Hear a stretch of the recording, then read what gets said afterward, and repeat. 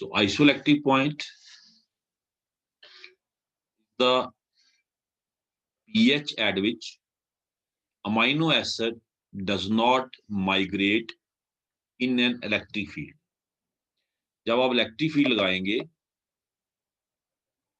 the pH at which amino acid does not migrate in the electric field, that is called as isoelectric point. ये important point बच्चे याद रखें. It is the pH at which amino acid does not migrate in electric field. Electric field में amino acid कब migrate नहीं करेगा? जब वो न्यूट्रल फॉर्म में होगा. This means it is the pH at which amino acid is neutral. That is Zwitterion form is dominant. Zwitterion form उसकी क्या होगी? Dominant. The standard nomenclature to represent isoelectric point is PHI. Isoelectric point are sometimes also written as PI. Small pi. Isoelectric point. Basically, it is the pH. इसको आप इस form में भी दे सकते हैं. Isoelectric point pH है ना. It is the pH. Isoelectric point is pH. इसको हम ऐसे ही रिप्रेजेंट कर सकते हैं. PHI, that is isoelectric point pH. So it is the pH at which amino acid does not migrate in the applied electric field. ठीक है बच्चे. तो कहता कई बार हम पीआई भी यूज करते हैं एच को मिट करके. Isoelectric point of amino acid depend upon its structure. कहने का मतलब ये है कि हमारे पास 3 टाइप के अमीनो एसिड्स हैं, acidic, basic, neutral.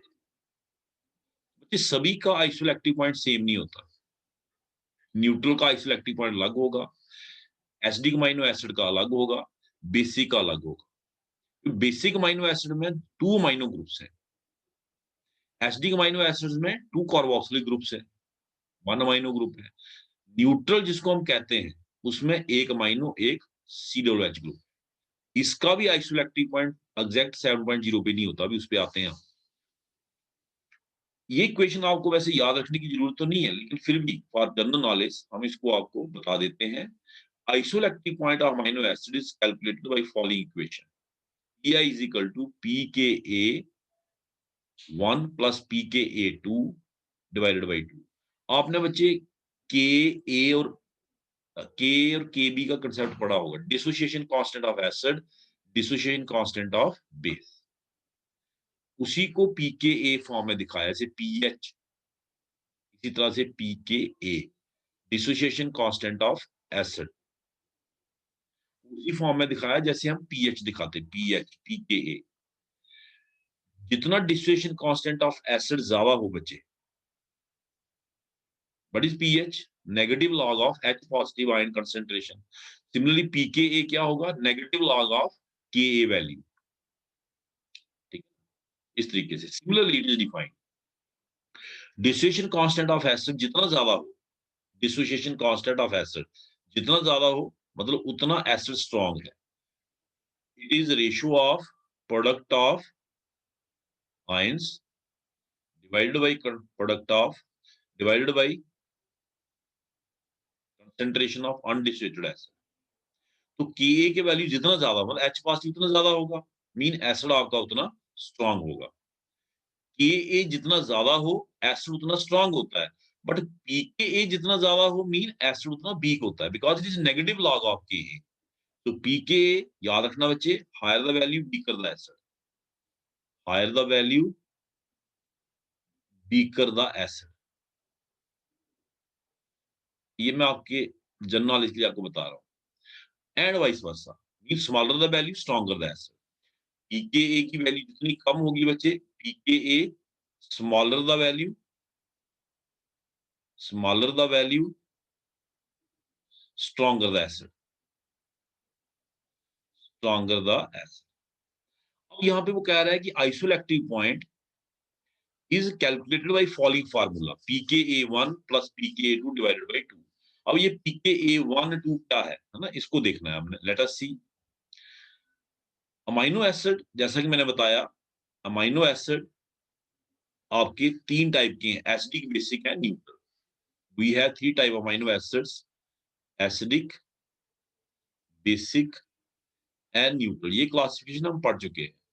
The 4 amino acid with either a strongly or weakly acidic chain, जो 4 अमाइनो एसिड्स हैं इनको हम एसिडिक अमाइनो एसिड्स की कैटेगरी में रखते हैं, उनका जो पीआई वैल्यू है, it is average of the 2 lowest pKa values.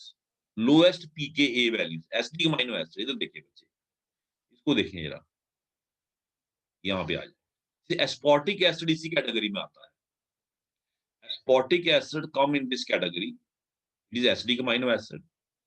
इसमें एक आपका एसिडिक ग्रुप, दूसरा एसिडिक ग्रुप और ये NH3 पॉजिटिव, इन तीनों का पीकेए वैल्यू यहाँ पे लिखा हुआ है। पीके डिस्ट्रीब्यूशन कांस्टेंट, पीकेए वैल्यू तीनों का लिखा हुआ है। इसके लिए रूल क्या है? रूल है average of the 2 lowest pKa value, जैसे 1.88, 3.65, 9.60। लोएस्ट वालों का क्या लेना बच्चे? Average. That is 3.65, 1.88 divided by 2, 2.77। तो isoelectric point of acidic amino acids is in the range of 2.77। Aspartic acid की एग्जांपल लिया, इसी के रेंज में होगा, इसके आसपास होगा। 13 amino acids which are neutral, जिनको हम न्यूट्रल कहते हैं। न्यूट्रल किसको बोलते हैं? जिसमें एक अमाइनो ग्रुप हो और एक स्टीरोल एच ग्रुप हो। जैसे ये है बच्चे एलानीन, ये दिखाया यहाँ पे। इसमें है ही दो, उन्हीं का लेना है, सीरोल एच, NH3 पॉजिटिव, इन्हीं का लेना है। पीके वैल्यू का एवरेज कितना आता है? 6.01। तो इनका एग्जैक्ट 7 पे नहीं है बच्चे, याद रखें। न्यूट्रल इसको बोलते जरूर हैं हम, बट पीके आइसोलैक्टिक पॉइंट इनका किस पे आता है बच्चे? 6.01 पे। मतलब इतनी पीएच आप रखेंगे तभी इनका माइग्रेशन इलेक्ट्रिक फील्ड में नहीं होगा at this pH. This is the isoelectric point. 6.01 पे ज्विट्राइन फॉर्म क्या होगी इसकी? डोमिनेंट। 6.01 दैट इज थोड़ा सा कौन सा मीडियम दिया आपने? Acidic medium. उसी तरह से बच्चे आ जाइए आप basic amino acid, 3 amino acids with basic side chains. PI is average of 2 highest pKa values, highest pKa values, NH3 positive, इसमें बेसिक चेन्स NH2 NH2 है ना, दो हैं, उसको हमने एसिडिक फॉर्म में कन्वर्ट किया हुआ है, NH3 positive NH3 positive COOH, ठीक है। इसका पीके कितना? 2.18, इसका 10.53, इसका 8.95। तो इनका हाईएस्ट एसिडिक वाले में क्या था? लोएस्ट, और बेसिक अमीनो एसिड में हाईएस्ट वाले का एवरेज लेना है। कितना आता? 9.74। यानी कि जो बेसिक अमीनो एसिड्स हैं उसमें अगर आप पीएच 9.74 पे रखेंगे तभी वो इलेक्ट्रिक फील्ड में माइग्रेट नहीं करेंगे। That is their isoelectric point lies in the range of 9.74, उसके आसपास होगा। एक स्पेसिफिक एग्जांपल ली है, दूसरे का थोड़ा सा उससे कम से ज्यादा हो सकता है। ठीक है बच्चे, तो ये बताया हुआ है इनके आइसोलैक्टिक पॉइंट के बारे में। आप क्या करें, ये जनरल बता दिया, आप याद रखें इनका range.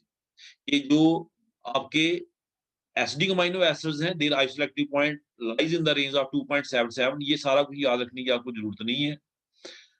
आइसोलैक्टिक point of neutral amino acids lie in the range of 6 and isoelectric point of basic amino acids lie in the range of 9.74। अब आगे चलते हैं, डिस्क्रिप्शन। अब देखें बच्चे, ये बड़ा इंपॉर्टेंट पॉइंट है। Exact structure of amino acid depend upon the pH of medium. देखिए बच्चे, मैं यहाँ पे NH3 पॉजिटिव, CH और COO नेगेटिव एक अमीनो एसिड ले लेता हूं। यूजली ये किस फॉर्म में एग्जिस्ट करता है? डाइपोलर आयन फॉर्म में, डाइपोलर आयन फॉर्म में, जिसको हम जिवेक्टर आयन भी कहते हैं। The exact structure of amino acid depend upon pH of medium. जैसे देखिए, अगर मैं इसको एसिडिक मीडियम देता हूं, H positive, acidic medium H positive, H positive understood, इससे कंबाइन करेगा, सीरोड नेगेटिव इसको न्यूट्रलाइज करेगा, तो आपको क्या मिलेगा? NH3 positive CH or COOH, that is it exists in cation form.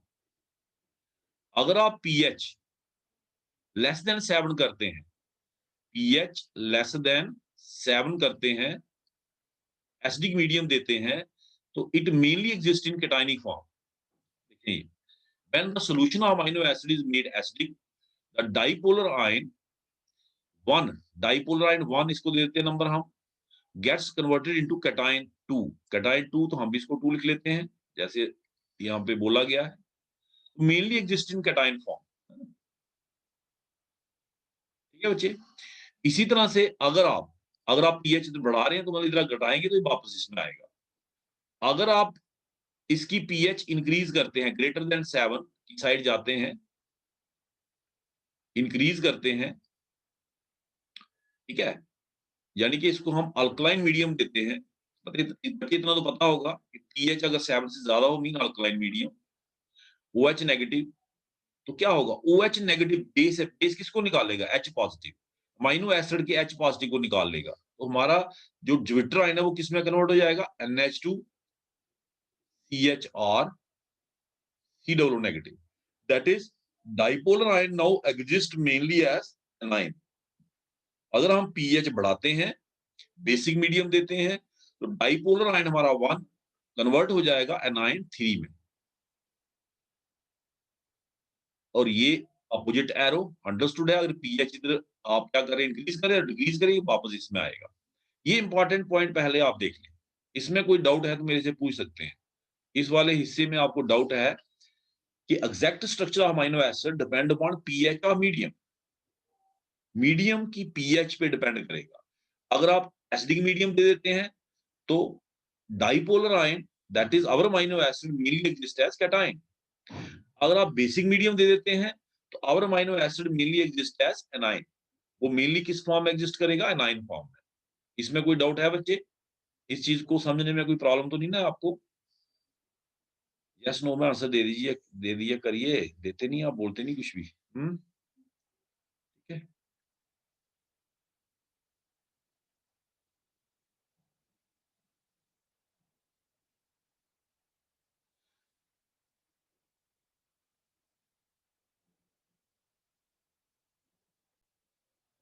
So it is okay now. Very good. अब देखिए बच्चे आगे चलते हैं. At any pH value which lies between these two extreme values of pH, the zwitterine is in equilibrium with varying amounts of 2 and 3. At any pH value which lies between these two extreme values of pH. Extreme values of pH मतलब that is acidic, basic जिसकी हमने बात की, या ऐसे भी आप कह सकते एक ऐसी pH होगी इन बिटवीन जिसमें zwitter ion is in equilibrium with varying amounts of ions 2 and 3. At any pH value which lies between the extreme values of pH, the zwitter ion is in equilibrium. Zwitter ion equilibrium में होगा between with varying amount of ions 2 and 3. When electric current is passed, अब electrophoresis का concept भी समझना हमने. Electrophoresis का, when electric current is passed through the aqueous solution of amino acid, its behavior depends upon pH of solution. If the solution is strongly acidic, अगर आप solution को strongly acidic रखते हैं, strongly acidic, that is pH is less than 7, strongly acidic, low pH, amino acid exist mainly in cationic form. Amino acid mainly exist करेगा किस form में, cationic form, and thus migrate towards the cathode in the electric field. ये आपको समझ आया होगा कि अगर आप pH ऑफ सॉल्यूशन एसिडिक रखते हैं, लो pH रखते हैं और फिर इलेक्ट्रिक फील्ड लगाते हैं, तो जो आपका अमीनो एसिड है वो मेनली एग्जिस्ट करेगा किस फॉर्म में बच्चे, कैटायन फॉर्म में. मेनली कैटायन फॉर्म को मूव करेगा इलेक्ट्रिक फील्ड में टुवर्ड्स द, क्योंकि कैटायन है, positive NH3 positive, it will mainly, इसको मैं थोड़ा सा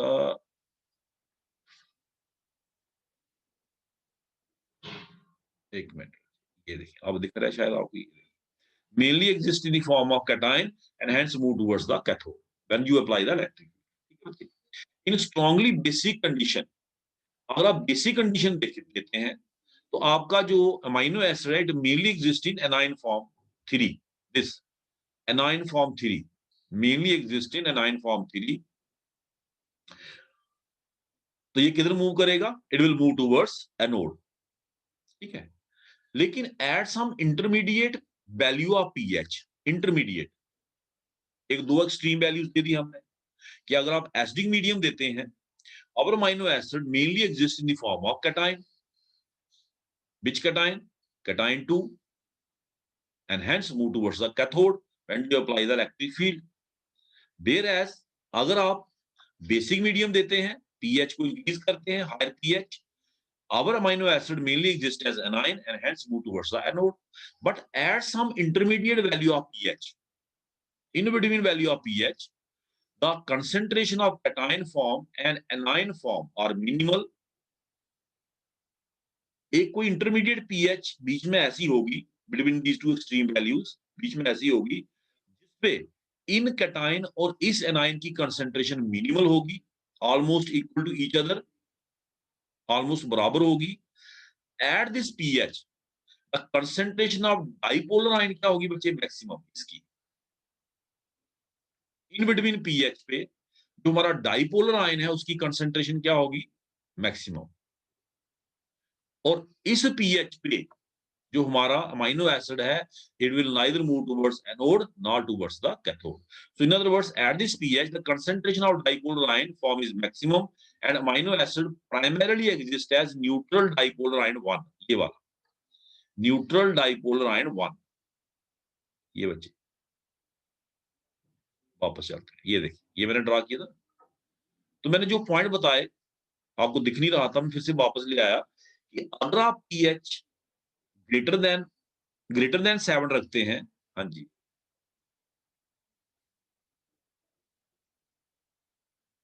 एट 7 बच्चे amino acid two amino acid very करेगी। एग्जैक्ट ये डिपेंड करेगा इंटरमीडिएट पीएच।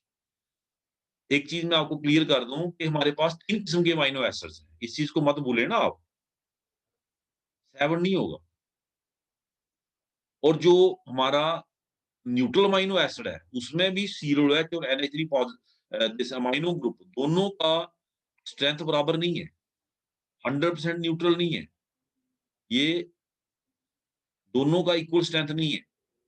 इसका आइसोइलेक्ट्रिक पॉइंट बी ऐसी पीएच पे आता है अराउंड 6, 7 पे नहीं आता। एसिडिक अमाइनो एसिड का पीएच, एसिडिक अमाइनो एसिड का पीएच आपने देखा, आइसोइलेक्ट्रिक पॉइंट सारी बेसिकली है तो पीएच ही, एसिडिक अमाइनो एसिड का इस पे आता 2.77। तो जिस इंटरमीडिएट पीएच की हम बात कर रहे, for acidic amino acid is 2.77, for basic amino acid 9.74 around इसके आसपास, and for basic it is around 6, sorry neutral it is around 6। जो बच्चा मेरे से क्वेश्चन कर रहा था कि 7 पे आएगा, नो, ठीक है बच्चे, समझ गए बात? क्योंकि किसमें 2 COOH हैं और एक NH2 है ना, तो उससे फर्क तो पड़ता है ना बच्चे। तो हम बात कर रहे थे, ये बच्चे हम फिलहाल आपको एक्सप्लेन कर रहे हैं एक सिंपल अमाइनो एसिड को लेके, सिंपल, लेकिन उसमें भी 7 पे नहीं होगा। आप कहेंगे एग्जैक्ट 7 पे आएगा, आइसोइलेक्ट्रिक पॉइंट एग्जैक्ट 7 पे उसमें भी नहीं आया, अराउंड 6 आया, क्योंकि COOH और NH2 की स्ट्रेंथ बिल्कुल एक जैसी नहीं है, 100% एक जैसी नहीं है कि ये 100% न्यूट्रल सोल्यूशन बना दे। इसमें भी हमें पीएच को एडजस्ट करना पड़ता, ठीक है। मैं क्या बताया आपको कि पीएच अगर आप 7 से ऊपर ले जाते हैं, our dipolar ion mainly exists as anion, and if you apply electric field, the amino acid will move towards the anode.